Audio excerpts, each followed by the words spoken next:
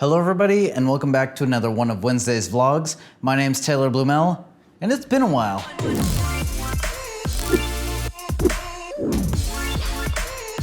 So before we jump into today's vlog, I just want to apologize for not uploading for the past 2 weeks. I'm not saying that I have this big following that is begging for content every week, but I made a goal for myself to upload one video a week to YouTube. Now that doesn't sound very hard, but when I'm allocating all of my energy to all sorts of different things happening, YouTube's probably going to be the first thing that suffers. But with that being said, I have felt really out of whack not uploading at least one video to YouTube. It quickly became part of my routine, and I don't want to break that routine again, so I will be uploading one video a week from now on, no matter what it takes. Slap me if I don't. Before we get into like the meat of the vlog where I talk about like vintage lenses and shooting on Sony, I just want to talk about kind of what's happened in the past 2 weeks.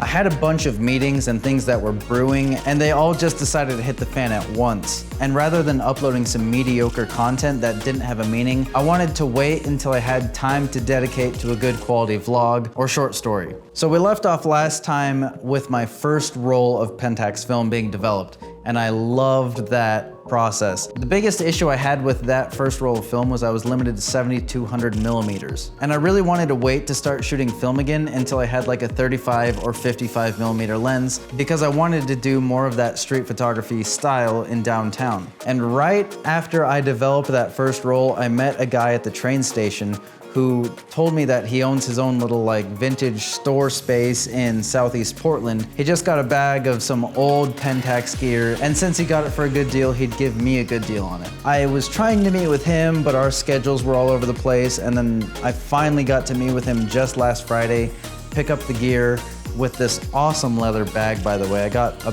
K1000, this cool old leather bag, and like 4 Pentax lenses.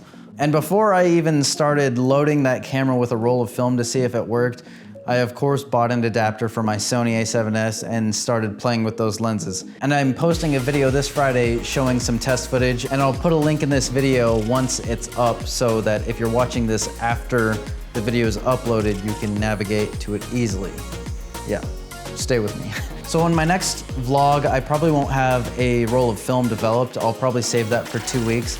I really do love the process of developing film, and I want to do more of that because I love applying video and photography into one unit. And as some of you may know, I do shoot mainly on old vintage lenses. I've focused my lineup of lenses in the old Nikons, because they give you this low contrast but really sharp image, and you can get like a $300 lens that would be valued at like a $1,500 lens for a native electronic lens. The biggest thing to keep in mind is you don't want to switch lens brands in the middle of a shoot. So when I go on a shoot, I make sure that the client understands that my main lineup is old Nikon lenses. And if they're not okay with that, I rent a modern electronic lens or use my Sony 24-70 f4 Zeiss lens, blah, blah, blah. But you don't want to switch in the middle of a shoot and then have them try and color match them in post, because a Zeiss lens that's a newer Sony mount has correct color, correct contrast, where an old Nikon lens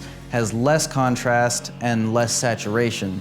So when you try and match them later in post, you get really different looks. And now that I have these Pentax lenses, I probably won't use them a lot for video, so to say, because I already have my Nikon lineup and my Sony lens, but they might have a look that could call for a specific shoot, and it's nice to have them there just in case. I just wanted to get that information out there because I do have a lot of people that are interested in buying vintage lenses after they hear that I've done it, and then they might go into it and use a vintage lens on a shoot and then mix and match it with a newer lens and then come together in post and then have issues color grading, and it can waste a lot of time without fully understanding the issue or the differences between lenses. And that's why we do lens tests every time we get a lens, everybody, right? I know you do it, right? So enough with vintage lenses. I did mention that I have a lot of things on the burners right now. They were on the back burners before last vlog, but now they're on the burners. So just bear with me, I can't talk about these projects yet, but you will get links and notifications once these projects are dropped so that you can kind of see where I'm at in the industry. These vlogs don't represent my current quality because it's only me working on the project, where those projects for clients are multiple people coming together for one product, rather than just me making this one video. And as far as the challenge video goes every week, Josh and I have had opposite schedules and miscommunication, but we finally resolved them, and this Monday we will be coming back with a fresh episode, and we finally are naming the series to Writing with Motion. So stay tuned for us to be back on track with that. I know today's vlog was kind of scattered, but after 2 weeks, I just kind of need to get back on track. Next week, I'll probably upload some more sample footage of these lenses. I need to run a lot more tests. So I just want to thank you all so much for joining me again. It's been 2 weeks, I know, but just remember this Friday, I have the sample footage of the new Pentax lenses coming out, Monday challenge with Josh, and then next Wednesday, you can probably anticipate some more sample footage of these new Pentax lenses. I really need to take them out, but I have too many shoots coming up this weekend that I can't dedicate time to testing lenses. I have to use what I already know for those shoots. So with that all being said, I'm glad to be back, and I hope to see you all next time.